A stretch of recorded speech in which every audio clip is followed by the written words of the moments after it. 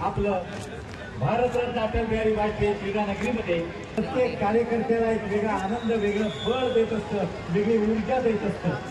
अनुकूल असो किंवा प्रतिकूल, प्रत्येक परिस्थितीमध्ये सुधीर भाऊंच्या चेहऱ्यावरचं हे हास्य कधी लोपलं नाही। हीच कार्यकर्त्यांची ऊर्जा आहे आणि हीच सुधीर भाऊंच्या कार्यकर्त्यांना सुधीर भाऊ आपल्या या मंचावर मनःपूर्वक स्वागत। रंगवण्यासाठी येतात। आताच या ठिकाणी आर्यन मनोज कनोजिया हा इथे उपस्थित आहे। दुबई इथे पार पडलेल्या आंतरराष्ट्रीय बुडाकोन कराटे स्पर्धेत ठाण्यातील आमच्या आर्यन कनोजिया यांना सुवर्ण पदक पटकावलंय। मुनगंटीवारजी आपल्याला विनंती आहे, आपण आमच्या या ठाण्याचे खेळाडूंचे कौतुक करावं, अभिनंदन करावं। त्याचबरोबर नंदिनी मनोज कनोजिया स्वाभिमान भारत कप 18वी निमंत्रित अखिल भारतीय कराटे स्पर्धा 2024 मध्ये रौप्य पदक मिळवून तिनं खऱ्या अर्थानं आपल्या शिरपेचा मानाचा तोरा खोवला। आर्यन आणि नंदिनी या दोघांनी कराटे खेळ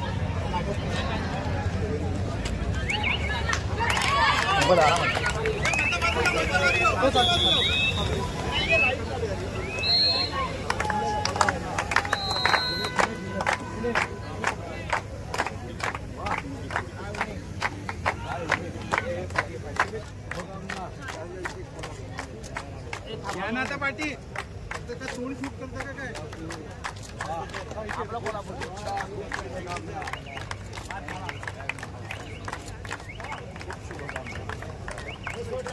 सर टॉच करा, टॉच करा।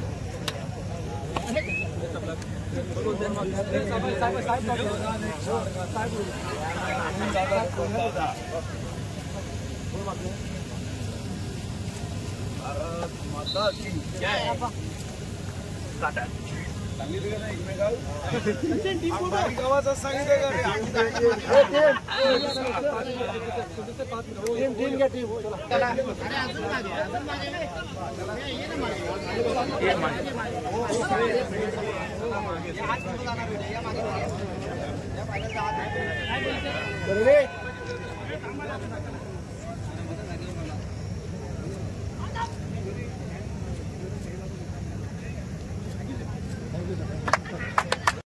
मुख्यमंत्री चषक कबड्डी स्पर्धा 2025 19 मार्च पासून या 23 मार्च या स्पर्धेत आणि या अंतिम दिवशी खेळाडू तसंच क्रीडा रसिक एवढंच नाही तर आयोजकांचा उत्साह द्विगुणित करण्यासाठी खास कबड्डी या सुंदर आयोजनाबद्दल वाघुमेजी व त्यांच्या टीमचं कौतुक, अभिनंदन।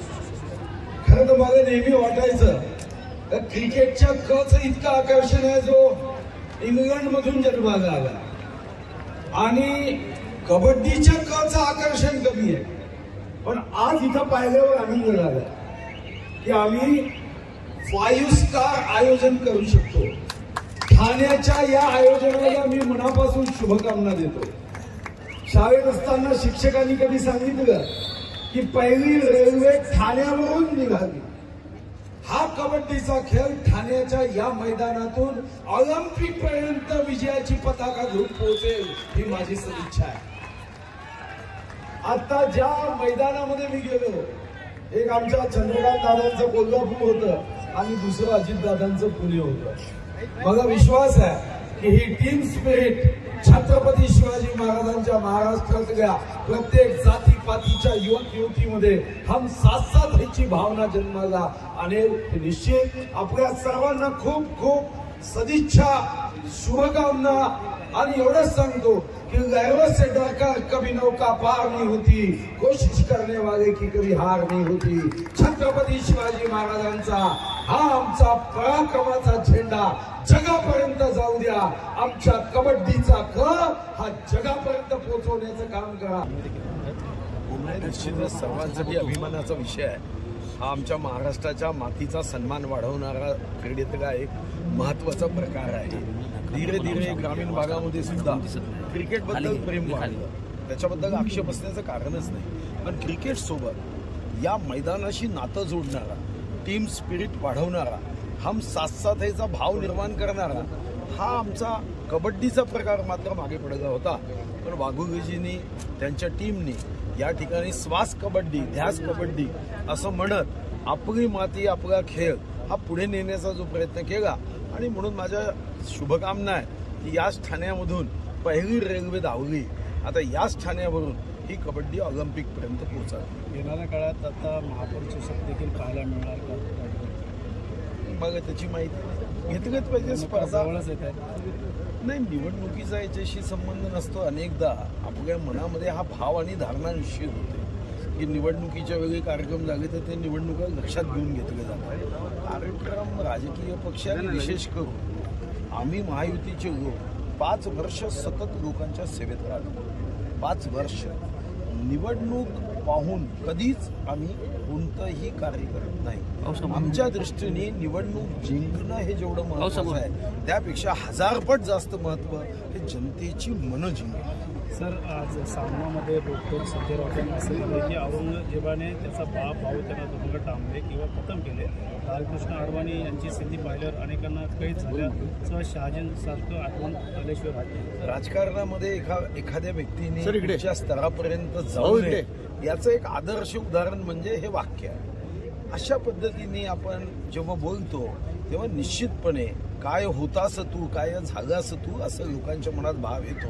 आणि धीरे धीरे स्वर्गीय हिंदू हृदय सम्राट बाळासाहेब ठाकरे यांची ही धगधगता अग्नी आता हा सामान्य फक्त सेलच्या बॅटरीचा प्रकाश झाला आहे असं म्हणावं लागतं. सर, येणाऱ्या काळात पाहायला गेलं तर वाद निर्माण होतो. औरंगजेब असेल, कबर असेल, त्यासंदर्भात संभाजीनगर हे नाव बदलले. आज वाद पुन्हा उफाळून येतोय. आरोप प्रत्यारोप केला विरोधकांना. आज वाद झाला नागपूरमध्येच का नाही. असं आहे, औरंगाबादचं नाव तर मागच्या 17 सप्टेंबर 2023लाच बदललं आहे. म्हणजे आता साधारणतः 1.5-2 वर्षाचा कालावधी झाला.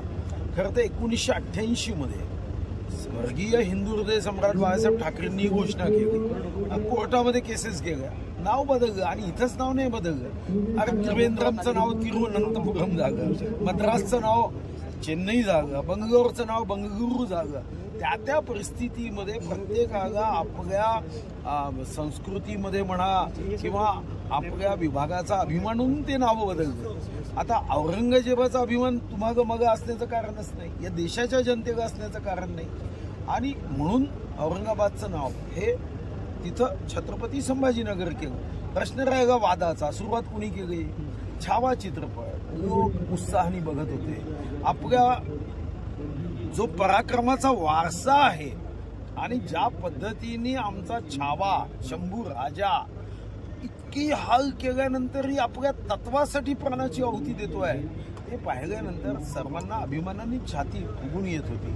अशा प्रसंगात एक आमदार अबू आझमी म्हणतो की औरंगजेब हा उत्तम शासक होता.